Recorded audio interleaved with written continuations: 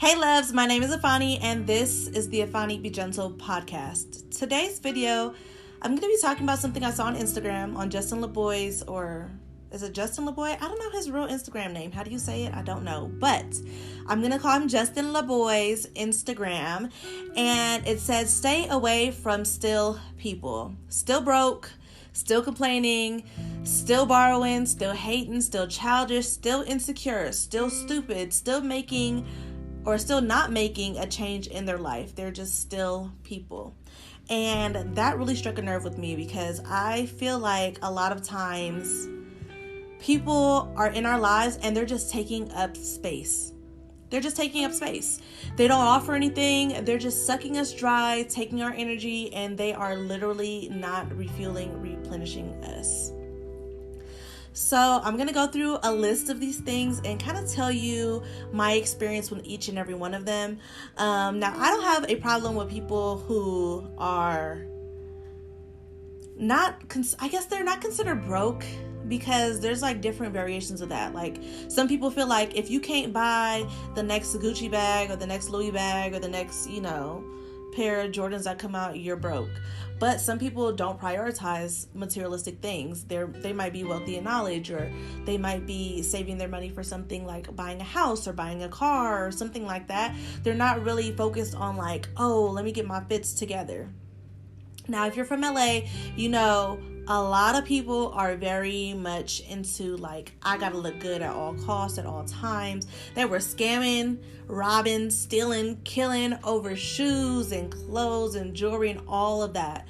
So, for me, I am not really materialistic. Like, I did not grow up in a household where every single thing we wore was name brand and top of the line. I didn't do that. My parents are from Belize, so they weren't really interested in name brand stuff. They believed like, child, these Chucks work just as good as the Nikes do, so you about to rock these Chucks to school. And I was like, I'm cool with it. Like, I did not care.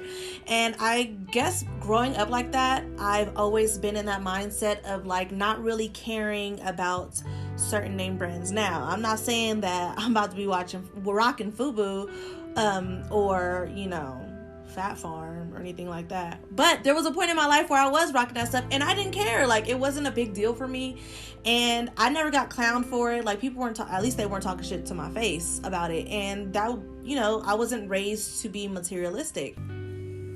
So growing up, as I got older and I started realizing, like, especially when I got to high school, by the time I got to high school, my parents were separated and my mom had already remarried, and it was a different dynamic. Like, my mom had married someone who was not of Belizean, or wasn't Belizean.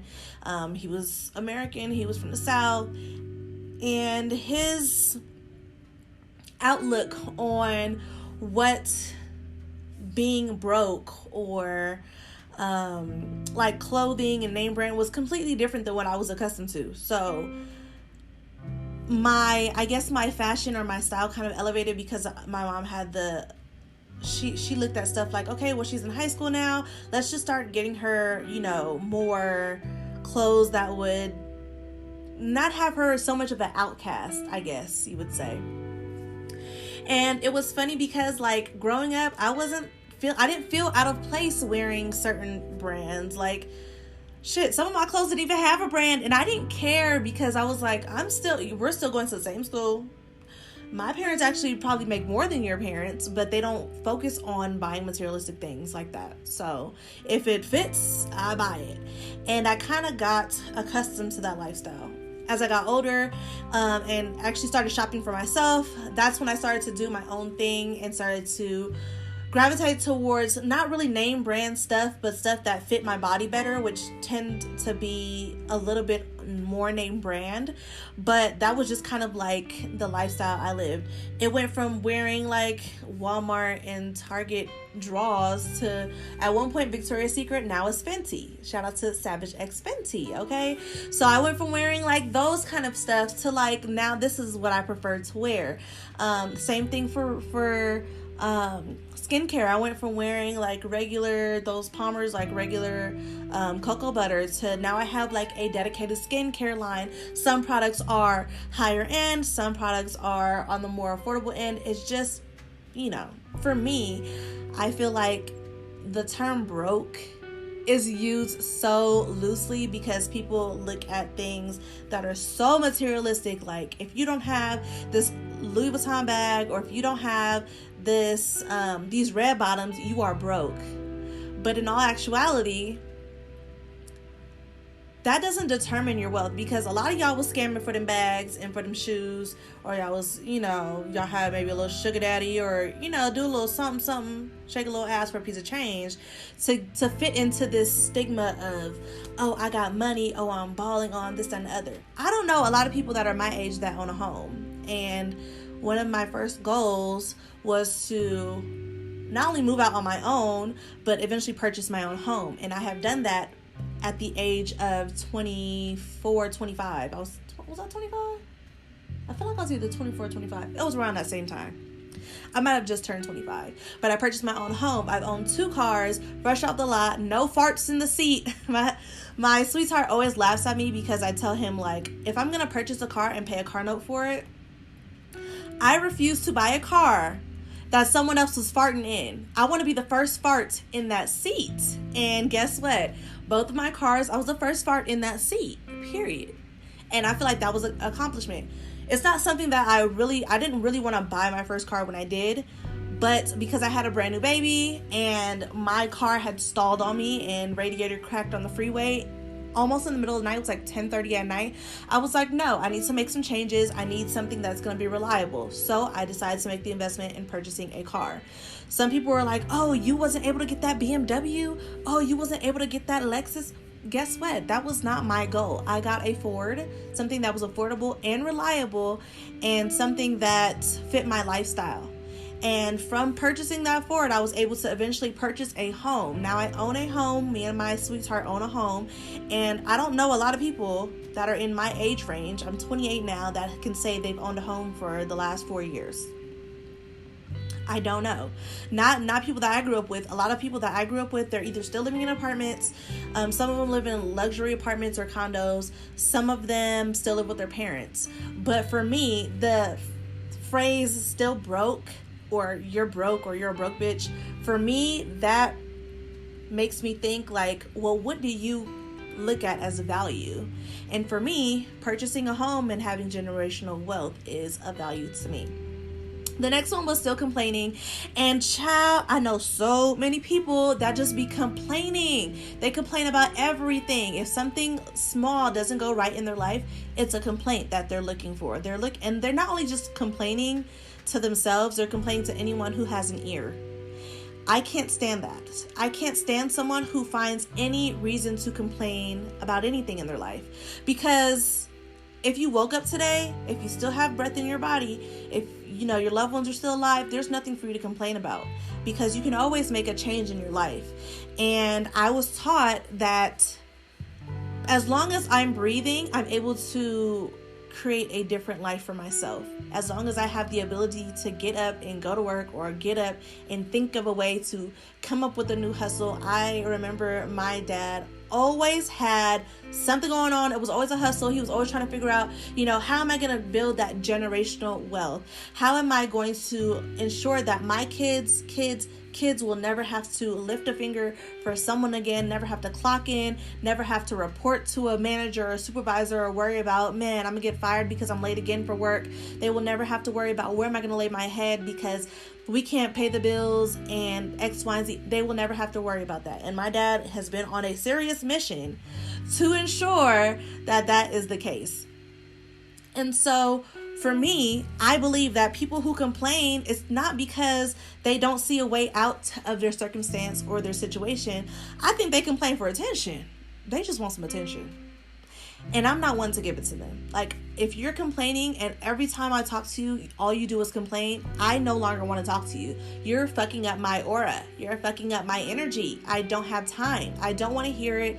I don't want to be consumed with all of your negativity, because complaining is just breeding negativity. And I don't like that. I have been so adamant about teaching my son about looking on the bright side, or looking at the cup half full instead of half empty. He gets so frustrated sometimes when something just does not go right. And I'm like, but can you do it again? Well, yeah, I can do it again, but I don't want to. But you can do it again. So try again, especially when he's learning a new game. You know, them kindergartners, child, they think they know everything. Like, you're not at your big age, older than them. They think they know everything. They want to tell you, no, mom, it's not like this. No, mom, it's not like that. You do it like this, you do it like that. And when you're telling them, like, this is an easier way of doing it, they feel like, you so damn old, you don't even know how to work the technology. Okay? Like, I remember my son, he wanted to learn how to play a game. And I told him, like, Chandler, you can't read yet. I think he was like maybe 3. I was like, you can't read yet. And this game requires a lot of reading. So you're not going to be able to play this game by yourself. You're going to have to wait till daddy is done doing his homework or doing whatever he was doing so that he can help you with this game. And when I say, my son was like, absolutely not. We're going to learn how to play this game. Now, I do love the fact that he's resilient and he will continuously try and try and try. Even when he gets frustrated, he will try through his frustration to understand what's going on and to make it happen. And he quickly learned that complaining with me was just not going to work. You complaining about you can't read what the screen is saying and you need me, I can't help you because I don't even know how to play the game. I'm not a video game person. I like to play little games on my phone, but like, I think the last actual game system I played, don't laugh at me, y'all, was the Nintendo 64. I don't know, Mario Brothers. That was like the last game that I played with the remote control or remote controller. And I don't know, the new stuff I don't try to play anymore because I get frustrated. I'm not going to complain about it. I'm just not going to do it because I get frustrated and then that's it. I'm not going to learn after that. So I had to teach him that instead of complaining, change your circumstance, change what is going on, change your mindset to think of stuff in a better light. Hey, I may not know how to play this game yet, but once dad is done, he can teach me and then I'll be able to soar. And nowadays, these kids are so good at playing video games that you show them like one little thing and now they done mastered the whole game. And that's exactly what happened. My sweetheart showed Chandler like one little part on the game, and now Chandler done completed Zelda 3 times by himself. It's just that simple. So I believe if instead of looking at things as I'm never going to get this done, negativity, look at it as well, I learned what not to do this time. Let's try something else and maybe this time it'll work out for us. The next one is still borrowing. Now, I laughed when I saw this one because there are those friends or those people in general, family members, who'll be like, hey, can I borrow $20? It's not a borrow if you ain't never gonna give it back to me. Just ask if you can have it. I know a few people who have gone through this recently where someone had asked them if they can borrow some money to pay a bill or something. Like, hey, can I borrow $90 to pay this bill? I get paid on this day and I'll send you the money right back.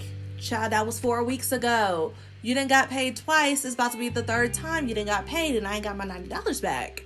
And I'm not gonna hold you. I do feel like if you're lending someone money and you're waiting or looking for it to come back to you, then you can't afford to lend that person that money. That's just what I believe. Because if you are constantly asking person, now I know you're probably like, girl, but it's my money. I should be able to be like, okay, but where's my bread back? Like, give me my bread back. I believe if you are asking someone back for money that you lent them, you couldn't afford to lend them that money in the first place. So, and there's those people who you know you can lend money to and you're going to get that money back. Then there's those people that you can lend money to and you know you ain't never going to see that money, or you probably ain't going to see them until they need more money from you. If you have to ask for that money back, you can't afford to lend it, do not lend it to that person. that's a hard pill to swallow, because sometimes it's our dearest friends, it's our dearest family, it's our sister, it's our brother, it's our mom, it's our dad, it's our kid, like whatever it is. If you cannot afford to just gift that person that money, do not lend that money out, because then people are going to keep on asking to borrow money from you, and you're going to be mad because you're never going to see that money again. And that's just that. Now again, there are exceptions to every rule, where there are people who, if I give them this $20, come Friday, they're going to give me back my $20 with a little interest. There are those people, but 9 times out of 10, if they are steady borrowing money from you, they're not those people. So you're going to have to be like, look, I can't afford to do it. I'm sorry. And maybe help them look for a job. Maybe help them look for a job because they need one. The next one is still hating. And a lot of people believe that their haters are always their enemies. That is not the case. Sometimes your hater is your closest friend. I'm going to cover more of that on another episode. But sometimes a hater is your closest friend. And it hurts your heart to even think like that. Because you'd be like, you might be one of those friends that's like, oh, I was able to get a promotion today. I want to share with all my friends. Or, oh, I was finally able to buy that luxury bag that I wanted. I want to, tell all my friends about it, send them pictures. And you post it up in the group chat like, hey girl, I finally was able to get that bag. Or, oh, my man gifted me this bag. And, you're so excited, and you have say you have 3 friends in that group chat. 2 of them are like, oh, that's fire. Oh, yeah, he did that. Da, da, da, da. I'm so happy for you, girl. Congratulations. Blah, blah. And then you have that one friend that's like, it's cute. Oh, that's what he did? Oh, my man did better. Or, oh, yeah, my man was going to give me that, but I told him not to. Like, you always have that hating ass friend. That's not a friend, boo. That's a hater. Like, that's not someone that you should even associate yourself with, because they are literally around you to leech off of your joy and to diminish the joy that you have when you accomplish certain things. Like, for some people, getting married is an accomplishment. Buying a home is an accomplishment. Purchasing their first car is an accomplishment. Having a baby is an accomplishment. And then you have those friends that's like, she having a baby, but I didn't have 3. Okay, damn, Miss Fertile. Like, we understand you had 3 kids. Be happy for your friend that finally decided to have 1. Like, there's always that one person, and y'all listening, y'all looking like, that bitch is a hater. I knew that bitch was a hater. Low key, when I was watching Insecure, I would look at some of the stuff that Molly would do, and I'd be like, I don't know, Molly give me a little bit of hater vibes. Like, it's just never good enough. Like, anything Issa did was never good enough. It was always like, it's like a backhanded compliment kind of situation. I don't know if it was just me or if it was just like, y'all, if y'all saw it too. But I felt like some of the stuff she did and said were very backhandedness, and I was just like, I'm not here for that. So stay away from them hating ass friends, them hating ass people. It's not always your enemy that's your hater. Sometimes it's your closest friend, your sister, your brother, your cousin, your auntie, your nephew. Somebody in your circle tends to be a hater. Out of 10 people, you might get 2 haters. And you need to cut those people off because they suck the joy out of everything that you have going on. Sometimes you're like, damn, I feel like this was an accomplishment. And then you start second guessing your accomplishment, like, maybe it wasn't maybe it was just like, whatever, oh yeah, you got a designer bag, woohoo, good job, good for you. But if that was an accomplishment for you, if you felt like, I did that, I'm so proud that I was able to work up to a point where I can purchase this bag and I don't have to worry about nothing. I know my bills are paid. I don't have to double check my account. All my bills are on auto pay, because for me, baby, that's an accomplishment. When you got your bills on auto pay, you got money, okay? You got shmoney. When the bills are on auto pay and you don't even got to check your account when you go swipe that card, you got money. Because everything is taken care of. You don't got to worry about nothing. That's an accomplishment. Some people look at that and they're like, that's not really it's whatever. Like, it's just like, that's me every day. Okay, but it wasn't me 3 weeks ago. So now it's me today. I've made, a step closer to my goal in life. That is an accomplishment. So stay away from the hating ass friends. Them haters, let them be your motivators to keep on pushing forward while you cut their ass off. The next one is still childish. And a lot of people think just because you're a certain age, that does not mean that you are mature. Age and maturity have absolutely nothing to do with one another. Absolutely nothing. I hate when people think that because your so-and-so is 10 years older than you, they are so mature. No, they're not. They just as childish as the next motherfucker. They just sitting there waiting for your downfall. I can't stand people, especially like within your family.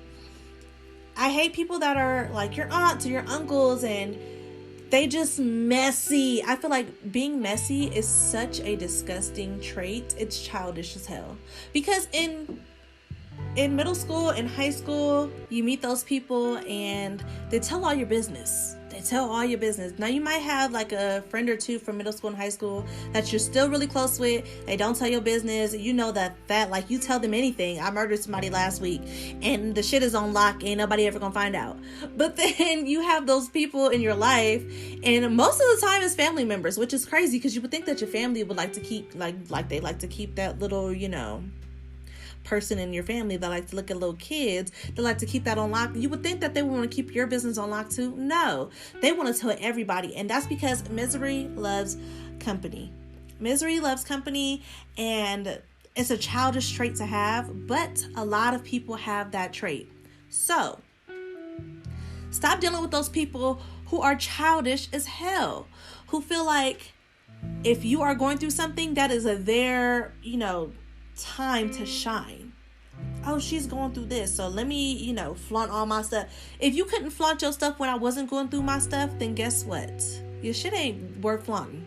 And I know that sounds like some hating shit, but it's really not.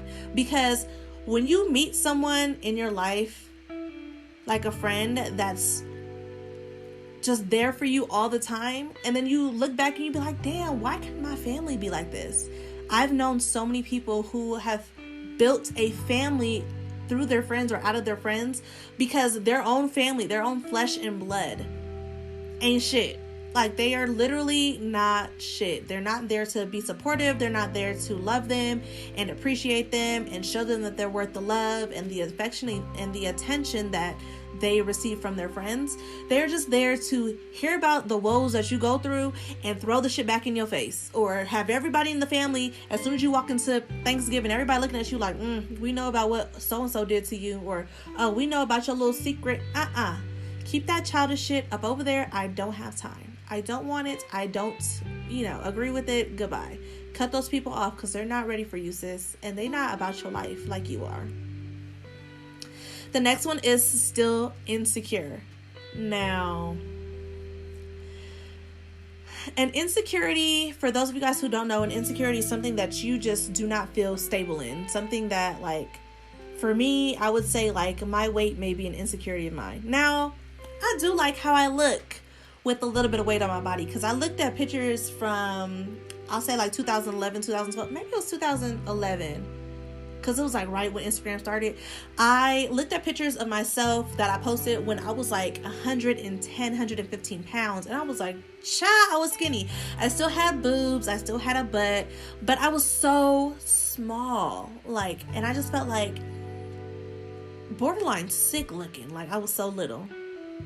And now, y'all wouldn't even be able to guess how much I weigh. Because everyone that guess how much I weigh are like, they're so wrong. They are so wrong. And when I tell them how much I weigh, they're just like, hell no. And I'm like, yes. And they're like, absolutely not. And I'm like, I just stepped on the scale today, boo. Yeah, that's how much I weigh. So for a long time, my weight was my insecurity. Until I realized that everyone doesn't get the quote unquote, like, ideal or perfect lifestyle or perfect persona that they want in life. Like, some people, their insecurity may be like they have a hump in their nose. I have a hump in my nose, but it doesn't really bother me, and it's not that big, so I just be like, whatever, I don't care. I don't really pay attention to it. Or stretch marks. I had stretch marks because I had a baby, and my stretch marks, they faded pretty fast and pretty well. And that was just, whatever for me. I kind of got over the whole, like, oh my gosh, I have stretch marks now face. I got over that shit really quick. And then hair. Like, I am very, very hairy. Growing up in middle school, I had hairy ass legs. Like, my mom told me I was not allowed to shave, so I did not shave my legs. And she was like, it's not that I want to be mean saying that you can't shave, but if you shave your legs, the hair is going to grow back 10 times thicker, and it's going to be even more noticeable, and it's going to be like strong and pokey, and you don't want that. And I was like, you're right, I don't want that. And so I remember in middle school, the boys, I know they're probably like, girl, please don't say this, but anyways, the boys in middle school, they made up the song about my legs because they were hairy. I wore a skirt to school, and yes, I wore a skirt to school with high socks, and you could still see my legs. I did not care. You wasn't talk about my legs if you want. I don't care. You still like me. And they did. They still liked me. So what? With my hairy legs and all. But they would say, like, Iphannie has those manly legs. And yes, my legs were hairy like a dude, but that's also because of my ethnicity. Like, I'm Belizean, I'm Indian, I'm Native American. Like, I have hair in my DNA. Like, my hair goes to my ass. If you guys have not seen me in person or seen me via YouTube or Instagram, my hair is straight up. It's to my ass. It's actually almost in the middle of my butt. My hair is long. And so with long hair on your head, just expect to have hair everywhere else. I got hair on my arms. I got hair on my legs. My knuckles are hairy. I saw someone post on one of my reels on Instagram about my knuckle hairs when I was getting my nails done. Like, oh my gosh, those knuckle hairs are crazy. And I'm like, suck one. I don't care. My nigga loves it though. Like, I have gotten to a point in my life where certain insecurities that I had in the past, I don't have anymore. Now, my weight is a different story, only because this is something that's kind of new to me. Since having a kid, like, my weight has just been what it was. And I am taking the necessary steps to tackle that insecurity. So if you have someone in your life who all they do is complain about their insecurity, they talk so much shit about their insecurity. Oh my gosh, my this, or oh my shit, I don't know, like, my weight is this, and I can't lose weight for anything, and I weigh this much, and I'm never gonna lose weight, I'm always gonna be fat, and blah, blah, blah, and always like down, like putting themselves down so that they're fishing for those compliments, like, oh girl, you still look good with your weight and all, because those are those people who do that. They're those people who will literally fish for compliments. Like, they know they look good, or they know, like, their hair is cute, and they be like, I don't know, my hair, I feel like it could be a little bit and you be like, bitch, your hair look good, now let's go. Like, or, oh, my makeup, I feel like my makeup could have been better. Your makeup looks good, let's go. Like, I know people who do that. They fish for compliments, and I am that friend. I am that friend that is like, if they say, oh, like, I'm a little fat, like, my belly, well, bitch, go work out then. Shut the fuck up and go work out. And I'm that friend. I'm the tough love friend. I'm also the friend that is constantly asked about, like, well, how do you feel about this? Or what do I do with this? Or asking for help with their scenarios or the situations in their life. I am that friend, but I'm also the tough love friend, and they know that. And so I had a friend one time, she called me and she was like, as soon as I answered the phone, I'm like, hello. And they were like, you were right. I just want to tell you were right. And I was like, I know. But, I'm not the one to really rub it in your face. I tell you what it is. I tell you exactly what I see, exactly how I feel about it. And then when you come to your realization, like, damn, that bitch was right. I hate when she's right. Then you guys come to me, or they come to me, and they're like, you were right, and I hate when you're right, because I should have listened a long time ago. I should have listened to what you said a long time ago. And I'm like, it's okay. We all make mistakes. Next time, just listen to your girl, because I'm not going to lead you astray. So I have those insecurities in my life where there's certain things that I would love to change about myself, and there are things that I have been changing about myself. My weight is one of them. There's certain steps I've been taking to ensure that I just look the best that I can look at all times. I know there's a certain amount of weight that I want to lose, and I know there's a certain amount of weight that if I lose, my face is going to look different. My boobs are going to look different. My thighs and my butt and my stomach and everything about me is going to look different. And I'm making those necessary changes in my life every single day to ensure that not only is my insecurity met, and completely reversed, and I no longer feel insecure about those parts of my body or those parts of my life. But I'm also making healthier choices in my life so that insecurity never comes back. So stay away from the people that's still talking about that same raggedy ass insecurity that they are not trying to change.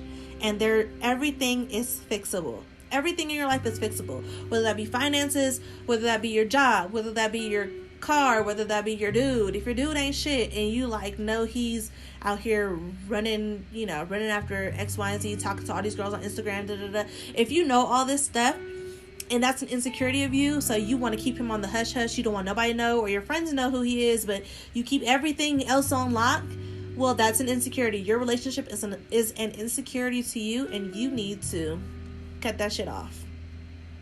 The next one is still stupid, and I have them stupid ass friends, okay, and I tell them all the time, your ass is stupid.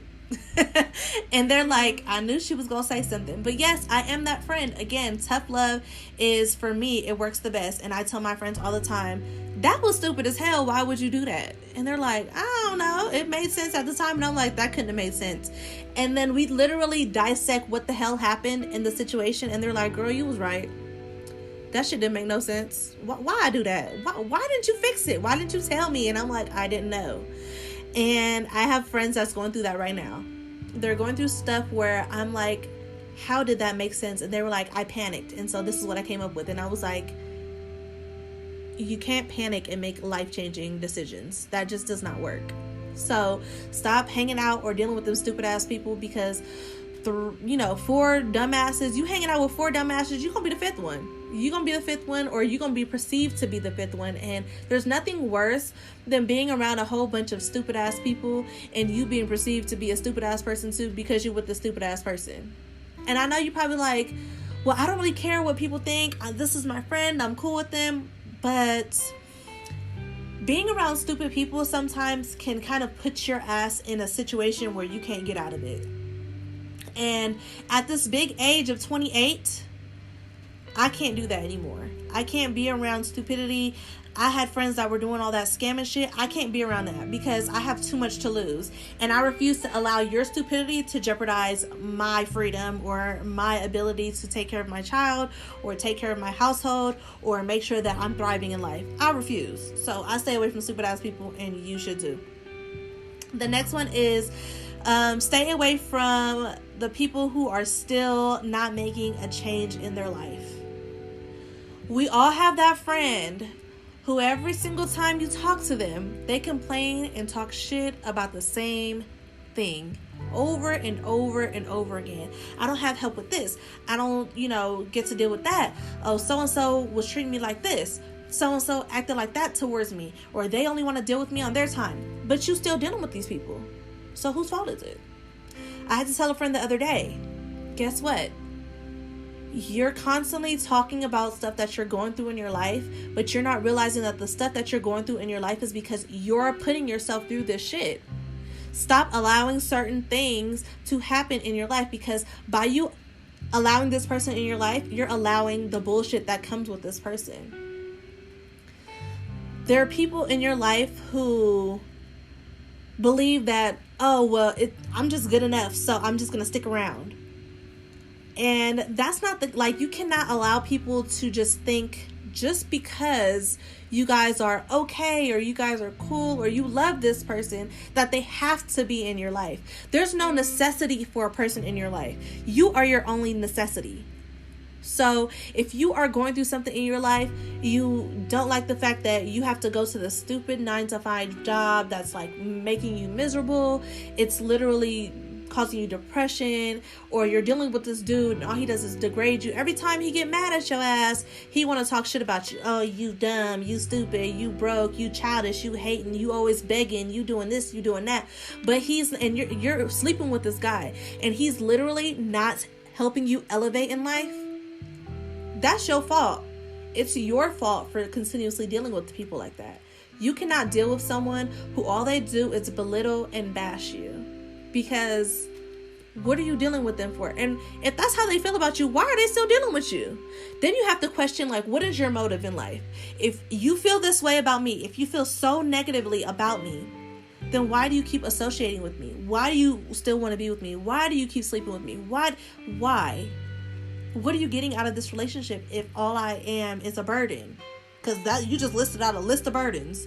If all I am is a burden to you, why are you still dealing with me? Now I need to make a change in my life. And because this is how you feel about me, let me step away and let me get my shit together. Because you're not trying to help me get my shit together. And yes, as an adult, we shouldn't be trying to help or trying to force someone to get their stuff. What? We should not be trying to force anyone to get themselves together. However, if you are in a relationship with someone and all they do is bash you and badmouth you and talk shit about you to you and to other people, that is not the person for you. And you need to make the change in your life, because that person is going to cause nothing but heartache, heartbreak, and depression. Just remove them out of your life and watch how far you go in life. Give yourself like 2 months. 2 to 3 months of not talking to this person, not dealing with this person, actually actively working on your own self, working on your inhibitions in life, working on elevating, working on finding that new job, or finding yourself, finding what you love, working on those things. And then you'll be like, you know what? If after 3 months you're like, I'm not elevating in life, what am I doing? Then there's a deeper issue. But after 3 months and you're like, damn, I've accomplished so much not being around this person or focused on this person or dealing with this person, I've accomplished so much. That's because that was your burden. I'll leave you guys with this. Lesson of the day. I have learned that while trying to elevate in life, God is not going to allow you to elevate in life if you have certain people in your life, because He knows that those people are not worthy of your elevation. Those people are not worthy of your next step in life. They're not worthy to travel with you on your next level up. So, in order for you to level up in life, there are certain people in your life that you have to literally sit down and evaluate your relationship with them. Evaluate, hey, is this person contributing to my life? Are they benefiting my life? Are they worthy of the next step in my life? If they are not, if there's any inkling in your mind that's just like, no, they're not, then guess what? You will not meet your elevation until they are gone, because all they're going to do is go to the next level with you and then destroy that opportunity that you have. I literally had this conversation the other day where I told them, I said, you want to do all this stuff in life. You want to be able to buy a house by this age. You want to be able to, afford this at this age. You want to be in your career at this age. You want to be able to start a family at this age. But the person that you're with, they are not the person to do that with. And how do you know? Because every single time you try to elevate, you are overqualified for every position that you ever applied for, and you did not get it because that person was holding you back. Once you cut that person off, and you truly cut that person off, and then you go apply for those positions that you know you're overqualified for, or you know that you're qualified for and you can make a difference in that position and elevate in life, watch the first position you apply for, you get it. And guess what? They cut that nigga off, and guess what they did? They elevated quickly. And now they're like surpassing what they even thought of, because that person was holding them back from their greatness. So, with that being said, that is it for this episode. Make sure you guys if you're here watching on YouTube, like, comment, and subscribe. Let me know if there's anyone in your life that fits any of this criteria that you actually need to go sit down, make a list of pros and cons, and say like, hey, this person is still broke, or this person is still complaining, or this person is still hating, or this person is still insecure. They're still not changing their circumstances in their life, and they're constantly complaining about the shit that they go through on a daily basis, but they're not making any changes towards elevating out of that circumstance. I need to cut them off. Let me know in the comments down below. And don't forget to follow me on all my social media handles. Here on YouTube, I will have it linked down below in my description box. On Apple, you guys can click the link that says website, and you guys can follow all of the information there. But that is it for this episode. Thank you guys so much for watching. I hope you guys enjoyed this one. Remember to stay away from those still people, because those still people will hold your ass back. Okay? Love you guys so much. Until next time. Bye.